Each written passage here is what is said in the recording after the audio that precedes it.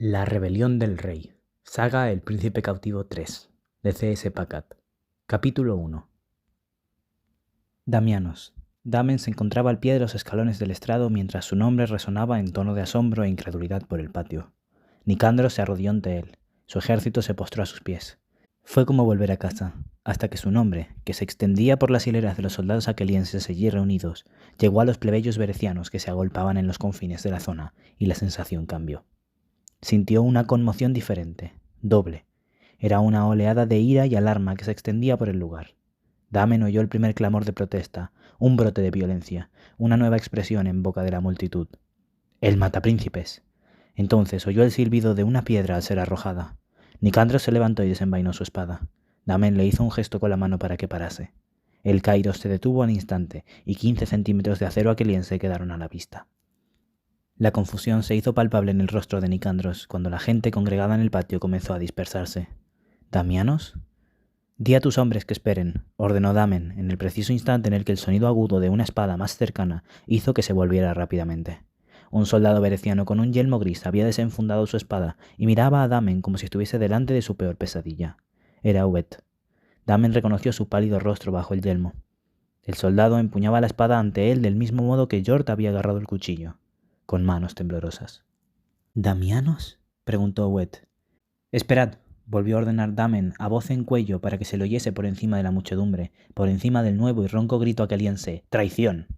Empuñar una espada contra un miembro de la familia real aqueliense significaba la muerte. Aún mantenía alejado a Nicandros con la mano, pero notó que se le tensaron los tendones del esfuerzo que le suponía permanecer quieto. Entonces se oyeron gritos de histeria. El estrecho perímetro se rompió cuando el creciente gentío, aterrado, se apresuraba a huir. Querían salir a la desbandada y apartarse del ejército aqueliense, o pulular a su alrededor. Vio a Wimar barrer el patio. Sus ojos reflejaban miedo y tensión. Los soldados eran testigos de lo que una turba de campesinos no veía, que la fuerza aqueliense en el interior de las murallas, era 15 veces mayor que la pobre guarnición bereciana. Un soldado bereciano aterrorizado desenvainó otra espada junto a Wet. La ira y la incredulidad traslucían los rostros de algunos guardias berecianos. En otros había miedo. Se miraban con desesperación, preguntándose qué hacer. Entre la primera fisura que se había abierto en el perímetro y el creciente frenesí de la multitud, los guardias berecianos ya no estaban completamente bajo su control. Damen se percató de lo mucho que había subestimado el efecto que causaría la revelación de su identidad en los hombres y mujeres del fuerte. Damianos el matapríncipes. Acostumbrado a tomar decisiones en el campo de batalla, recorrió el patio con la mirada y se decantó por lo que haría el comandante. Minimizar las pérdidas, limitar el derramamiento de sangre y el caos, y proteger Ravenel. Los guardias berecianos no seguían sus órdenes y el pueblo bereciano, si alguien podía aplacar el rencor y la furia de los berecianos, no era él. Solo había un modo de detener lo que estaba a punto de suceder. Debía contenerlos, asegurar y proteger el lugar de una vez por todas. «Tomad el fuerte», ordenó Damen a Nicandros. Damen recorrió el pasillo flanqueado por 6 guardias. Voces aquelienses resonaban en los vestíbulos y las banderas rojas de Aquielos ondeaban en Ravenel. Los soldados aquelienses, apostados a ambos lados de la entrada, los saludaron cuando pasó junto a ellos. Ravenel había jurado lealtad 2 veces en 2 días. En esta ocasión, todo había ocurrido rápido. Damen sabía exactamente cómo someter el fuerte. Las escasas fuerzas berecianas sucumbieron enseguida en el patio y Damen ordenó que le llevaran a sus 2 soldados de mayor rango, Wimar y Jord, sin armadura y bajo vigilancia. Cuando entró en la pequeña antecámara, los guardias aquelienses sujetaban a sus 2 prisioneros y los arrojaron bruscamente al suelo. «De rodillas», ordenó el guardia en un bereciano chapurreado. Jord se tumbó. «No, deja que se levanten», dispuso Damen en aqueliense. El hombre obedeció al instante. Wimar restó importancia al trato recibido y fue el primero en volver a ponerse de pie. Jord, que conocía a Damen desde hacía meses, se mostró más cauteloso y se levantó despacio. Wimar miró a Damen a los ojos. Habló en bereciano, no parecía entender el aqueliense. «Así que es cierto, eres Damianos de Aquielos». «Sí». Wimar escupió a propósito y tuvo la mala fortuna de que un soldado aqueliense le asestara un fuerte puñetazo del revés en la cara. Damen no hizo nada al respecto, consciente de lo que habría pasado si un hombre hubiera escupido en el suelo delante de su padre. «¿Vas a matarnos?», pronunció aquellas palabras mientras miraba a Damen a los ojos de nuevo. La mirada de Damen se posó en él y, luego, en Jord. Vio que tenía la cara sucia y sus semblantes estaban tensos y demacrados. Jord había sido capitán de la Guardia del Príncipe. A Wimar lo conocía menos. Había sido comandante en el ejército de Towers antes de desertar y unirse a Lorent, pero los 2 habían llegado a oficiales, de ahí que ordenase que los llevaran ante él. «Quiero que luchéis a mi lado», aseveró Damen. Aquielos ha venido a apoyaros. Wimar dejó escapar un suspiro tembloroso. ¿Luchar a tu lado? Nos usarás para tomar el fuerte. El fuerte ya es mío, lo corrigió Damen con calma. Sabéis la clase de hombre al que nos enfrentamos. Vuestros hombres deben decidir. O se quedan en Ravenel como prisioneros, o vienen conmigo a Charcy y le demuestran al regente que somos aliados. No somos aliados, sentenció Wimar. Has traicionado a nuestro príncipe. Y, como si casi no soportara decirlo, añadió. Os acostasteis con... Lleváoslo, lo interrumpió Damen. También echó a los guardias aquelienses, que salieron en fila. La antecámara quedó desierta, salvo por el hombre al que permitió quedarse. En el rostro de George no se veía ni la desconfianza ni el miedo que relucía con tanta claridad en la cara de los demás berecianos, sino el agotamiento que le suponía tratar de entenderlo todo. Se lo prometí, arguyó Damen. ¿Y qué pasará cuando se entere de quién eres?, cuestionó George. Cuando se entere de que tendrá delante a Damianos en el campo de batalla. Pues será como si nos viésemos por primera vez, repuso Damen. También se lo prometí. Dicho esto, se sorprendió colocando una mano en el marco de la puerta para hacer una pausa y recobrar el aliento. Pensó en su nombre propagándose por Ravenel y la provincia hasta alcanzar su objetivo. Se sentía con fuerzas para aguantar, como si, al estar al mando y mantener unidos a esos hombres lo justo para llegar a Charcy, lo que ocurriese luego. No debía pensar en lo que sucedería a continuación. Lo único que debía hacer era cumplir su promesa. Abrió la puerta y entró en el pequeño vestíbulo. Nicandros se giró cuando Damen entró y se miraron a los ojos. Antes de que Damen pudiese hablar, el Cairo se arrodilló, no de forma espontánea como en el patio, sino intencionadamente, con la cabeza inclinada. «El fuerte es tuyo», proclamó Nicandros. «Mi rey». Rey. Sintió que el espíritu de su padre le provocaba un hormigueo en la piel. Aquel era el título de su padre, pero su progenitor ya no se sentaba en el trono de Íos. Damen reparó en ello por primera vez al observar la cabeza gacha de su amigo.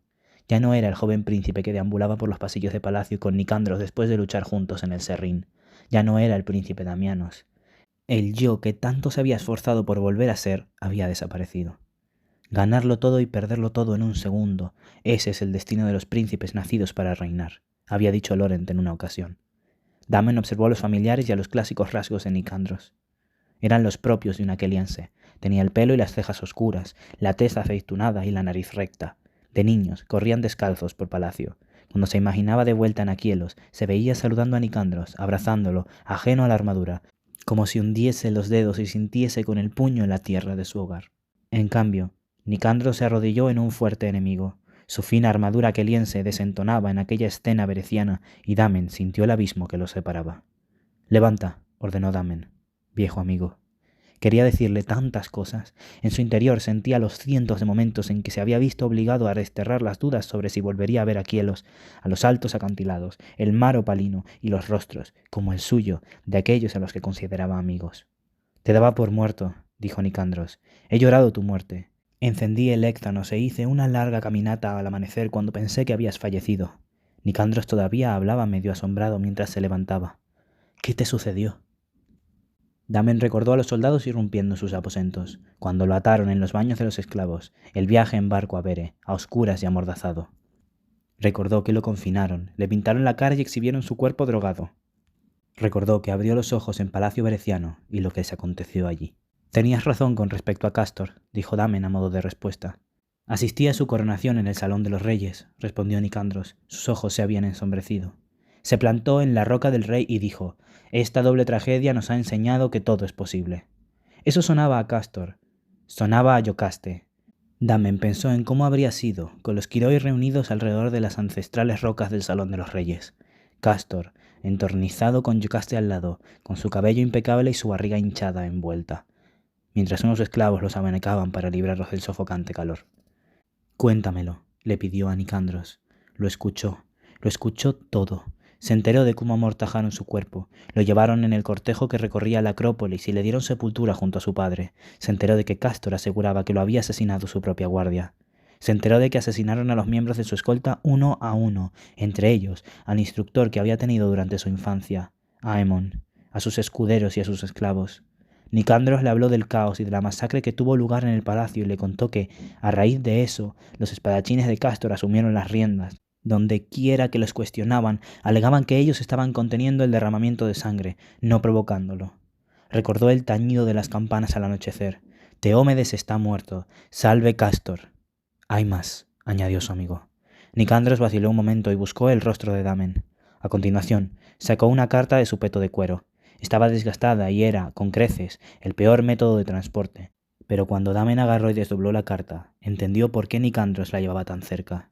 Para el Kairos de Delfa, Nicandros, de parte de Lorent, el príncipe de Bere. Damen sintió que se le erizaba todo el vello del cuerpo. La carta era antigua, la caligrafía también. Lorent debió de haberla enviado cuando estaba en Arles. Damen pensó en él, solo, políticamente acorralado, sentado en su escritorio, dispuesto a escribir. Recordó la voz clara del príncipe bereciano. ¿Crees que me llevaría bien con Nicandros de Delfa? Aunque espeluznante, tenía sentido que la estrategia de Lorent consistiese en forjar una alianza con Nicandros. El bereciano siempre había poseído la capacidad de ser pragmático a la par que despiadado. Dejaba las emociones a un lado y hacía lo que era necesario para salir vencedor, con una facilidad repugnante y total para ignorar cualquier sentimiento humano. La carta decía que, a cambio de la ayuda de Nicandros, Lorent demostraría que Castor se había confabulado con el regente para matar al rey Teómedes de Aquielos. Era la misma información que Lorent le había soltado la noche anterior. Pobre ignorante, Castor mató al rey y después tomó la ciudad con las tropas de mi tío. Se hicieron preguntas, dijo Nicandros, pero Castor tenía respuestas para todas ellas. Él era el hijo del rey, y tú estabas muerto. No quedaba nadie para respaldarlo. Meniados, de Sision, fue el primero en jurar lealtad, y además... El sur pertenece a Castor, completó Damen. Sabía a lo que se enfrentaba. No esperaba oír que la historia de la traición de su hermano había sido un error y que Castor no cabía en sí de gozo al enterarse de que seguía con vida y lo recibiría de vuelta. El norte es leal, le aseguró Nicandros. ¿Y si os ordeno que luchéis? Entonces lucharemos, sentenció su amigo. Juntos. Lo dijo con una facilidad y una franqueza que lo dejó sin palabras. Había olvidado lo que era su hogar. Había olvidado la confianza, la lealtad, la afinidad, la amistad. Nicandros sacó algo de un pliegue de su atuendo y se lo puso en la mano a Damen. Esto te pertenece. Lo he estado guardando. Es una tontería. Sabía que era traición. Quería recordarte así. Esbozó una media sonrisa torcida. Tienes un amigo tan necio que busca que lo acusen de traición por un recuerdo. Damen abrió la mano. El rizo de una melena, el arco de una cola. Nicandros le había entregado el broche dorado con forma de león que llevaba el rey. Teómedes se lo había legado a Damen en su 17º cumpleaños para designarlo como su heredero. Damen recordó a su padre poniéndoselo en el hombro.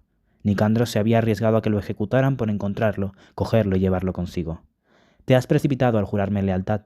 Notaba los bordes duros y brillantes del broche en el puño. Tú eres mi rey, sentenció Nicandros. Lo vio reflejado en los ojos de Nicandros, del mismo modo que lo había visto en lo de los hombres. Lo sintió en el trato de Nicandros, que era distinto. Rey.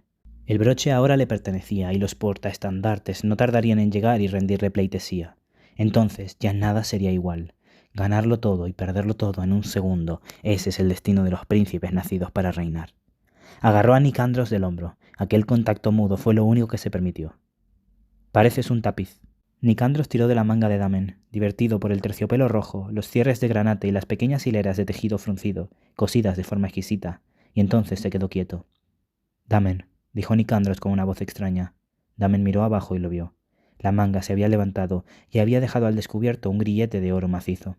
Nicandros intentó retroceder, como si algo lo hubiese pinchado o quemado, pero Damen lo sujetó del brazo para que no se alejase. Lo vio. Parecía que el cerebro de Nicandros fuese a explotar al pensar en lo impensable. Con el corazón desbocado, trató de impedirlo, de salvarlo. Sí, dijo. Castor me convirtió en esclavo. Lorent me liberó. Me puso al mando de su fuerte y de sus tropas. Confió en mí, un aqueliense sin motivo alguno para ascender. No sabe quién soy. El príncipe de Bere te liberó, comentó Nicandros mientras asimilaba las palabras. ¿Has sido su esclavo? Se le rompió la voz al pronunciar esas palabras. ¿Has sido el esclavo del príncipe de Bere? Dio otro paso atrás. Entonces les llegó un ruido de estupefacción, procedente de la puerta. Damen se volvió en su dirección y soltó a Nicandros. Macedon estaba al pie de la entrada con una expresión de total horror en el rostro cada vez mayor, y detrás de él se encontraban Straton y 2 soldados de Nicandros. Macedon era el general de Nicandros, su portaestandarte más poderoso, y había acudido a jurar lealtad a Damianos como había hecho con el padre de Damen tiempo atrás. Damen permanecía de pie, expuesto ante ellos. Se ruborizó violentamente. Una esposa de oro significaba una cosa, uso y sumisión en el sentido más íntimo de la palabra.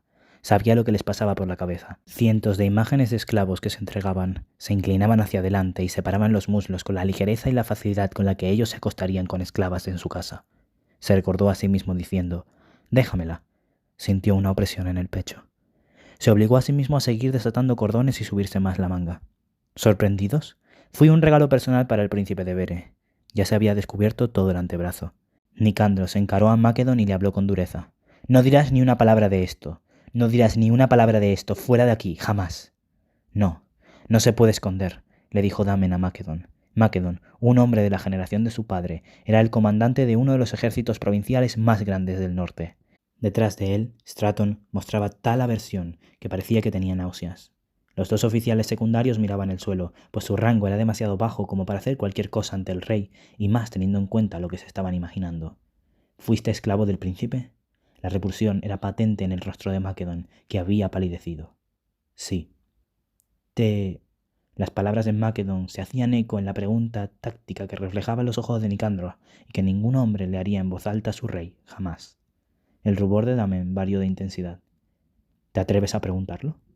Tú eres nuestro rey. Esta es una afrenta a Aquielos intolerable, dijo Macedon con voz ronca. Lo soportarás, sentenció Damen mientras le sostenía la mirada a Macedon, igual que he hecho yo. ¿O te crees superior a tu rey? La oposición en los ojos de Macedon decía esclavo. Por supuesto, Macedon tenía esclavas en su casa y las usaba. Lo que pensaba que había sucedido entre el príncipe y el esclavo carecía de las sutilezas del sometimiento. Al hacérselo a su rey, en cierto modo, era como si también se lo hubiesen hecho a él, y su orgullo se rebeló ante ese hecho. Si esto se hace público, no te garantizo que pueda controlar a mis hombres, declaró Nicandros. Ya lo saben todos, dijo Damen. Observó el efecto de sus palabras en Nicandros, que no podía tragarlas del todo. ¿Qué quieres que hagamos? Se esforzó por preguntar Nicandros. Jurarme lealtad, contestó Damen, y si estáis conmigo, reunid a los hombres y luchad. El plan que había urdido Lorent era sencillo y dependía del tiempo. Al contrario que en Helley, Charsey no era un campo con un único lugar estratégico a la vista de todos. Charsey era una trampa montañosa y con muchos posibles escondites, medio oculta por la vegetación, en la que una fuerza bien situada podría rodear rápidamente a una tropa que se acercase. De ahí que el regente hubiese escogido Charsey para enfrentarse a su sobrino. Proponer a Lorent un combate limpio en Charsey era como sonreírle y sugerir dar un paso por arenas movedizas. Así pues dividieron sus fuerzas. Hacía 2 días que Lorent había partido para aproximarse por el norte y deshacer el acero del regente desde la retaguardia. Los hombres de Damen eran el cebo. Se pasó un buen rato mirándose la esposa en la muñeca antes de salir al estrado. El oro resplandecía y a cierta distancia se veía cómo le ceñía la piel de la muñeca. No trató de ocultarla, no quiso ponerse los guanteletes. Llevaba el peto aqueliense, la falda corta de cuero y unas sandalias altas atadas hasta la rodilla. Tenía los brazos desnudos, al igual que las piernas, desde la rodilla hasta la mitad del muslo. El león de oro le sujetaba la corta capa roja al hombro. Armado y listo para la batalla, se subió al estrado y miró al ejército que se congregaba debajo, las filas impecables y las lanzas brillantes que lo guardaban. Les dejó ver el grillete que adornaba su muñeca al tiempo que les permitió verlo a él. A esas alturas, ya estaba al tanto del sempiterno cuchicheo. Damianos había regresado de entre los muertos. Contempló al ejército enmudecer ante su presencia. El príncipe que fue había desaparecido y se metió en su nuevo papel. Su nuevo yo se apoderó de él. «Hombres de Aquielos», dijo. Sus palabras retumbaron en el patio. Miró las hileras de capas rojas y se sintió como si empuñase una espada o se pusiera un guantelete en la mano. «Soy Damianos, legítimo hijo de Teómedes, y he regresado para luchar por vosotros como vuestro rey». Se oyó un rugido ensordecedor de aprobación. Los extremos de las lanzas golpeaban el suelo en señal de conformidad. Vio los brazos alzados y a los soldados vitoreando y, por un segundo, atisbó a Macedon, impasible y cubierto por el yelmo. Damen se subió a la silla. Se había agenciado el mismo caballo que había montado en Helley, un alzán castrado y grande capaz de soportar su peso.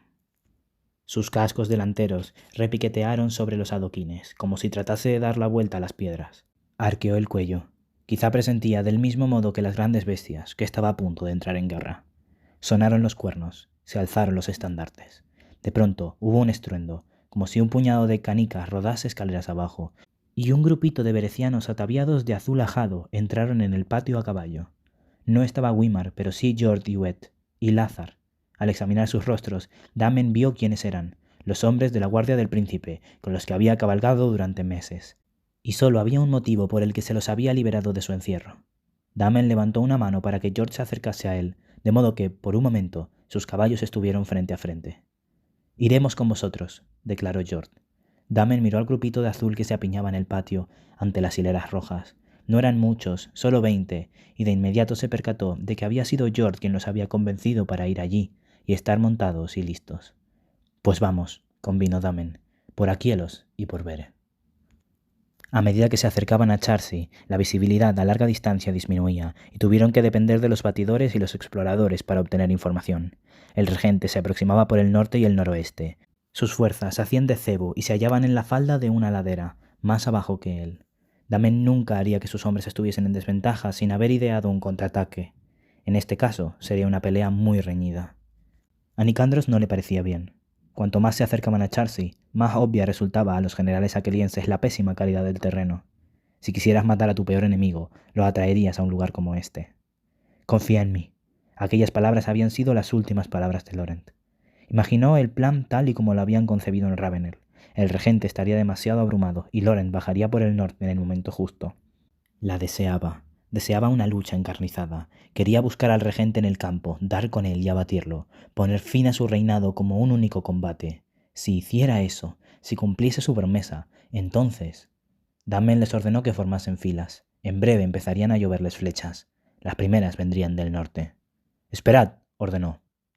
El terreno inestable era un valle de dudas flanqueado por árboles y peligrosas pendientes. El aire estaba cargado de expectación y tensión, y de los nervios y la irritación que preceden a la batalla. Se oyeron cuernos a lo lejos. «Esperad», repitió Damen, mientras su caballo se agitaba díscolo bajo él. Debían enfrentarse a las fuerzas del regente en plano antes de contraatacar. Debían atraerlas allí para que los hombres de Loren tuviesen tiempo de acercarlos. En su lugar, vio que Macedon ordenaba a gritos al flanco occidental que se moviese, pese a que aún era demasiado pronto. «Que vuelvan a formar filas», exigió Damen, mientras espoleaba con fuerza su caballo. Rodeó al general, cerca de él, y Macedon lo miró con desdén, como si tuviese a sus órdenes a un niño. «Tenemos que ir al oeste». «Os he ordenado que esperéis», le espetó Damen. «Dejad que el regente abandone su puesto y se sitúe primero. Como hagamos eso y tu bereciano no aparezca, moriremos todos». «Vendrá», le aseguró. Se oyeron cuernos en el norte. El regente estaba demasiado cerca y era demasiado pronto. Aún no habían recibido noticias de sus exploradores. Algo iba mal. La acción se desató a su izquierda. El movimiento emergió de los árboles. Atacaron por el norte y fueron a la carga desde la cuesta y las lindes del bosque. Por delante, un único jinete, un explorador, cabalgaba por el pasto a toda velocidad. Tenían encima a los hombres del regente y Laurent no estaba a menos de 170 kilómetros de la batalla. Nunca había tenido la intención de ir. Eso era lo que le gritaba el explorador justo antes de que una flecha se le clavara en la espalda. «Ha quedado claro lo que es tu príncipe bereciano», replicó Macedon. Damen era incapaz de pensar en ello teniendo en cuenta a lo que debía enfrentarse. Se puso a gritar órdenes para tratar de controlar el caos inicial cuando les llovieron las primeras flechas, y su mente se hizo cargo de la nueva situación. Volvió a hacer cuentas y asignar puestos. «Vendrá», había afirmado Damen, y eso creía, incluso cuando los azotó la primera oleada de saetas y los hombres a su alrededor cayeron. Todo aquello tenía una lógica siniestra. Haz que tu esclavo convenza a los aquelienses para que luchen. Tus enemigos pelearán por ti. La gente a la que desprecias causará bajas. Derrotarán al regente o lo debilitarán, y los ejércitos de Nicandro quedarán reducidos a la nada. Cuando la segunda oleada los asoló por el noreste, Damen advirtió que estaban completamente solos. De pronto, se encontró al lado de Jord. «Si quieres vivir, dirígete al este». Jord, que se había puesto blanco, echó un rápido vistazo a su rostro. «No vendrá», concluyó. «Nos superan en número», contestó Damen, «pero si te das prisa, aún estás a tiempo de huir». «Y si nos superan en número, ¿qué harás tú?» Damen avanzó con su caballo, dispuesto a ocupar su sitio en el frente. «Pelear», contestó.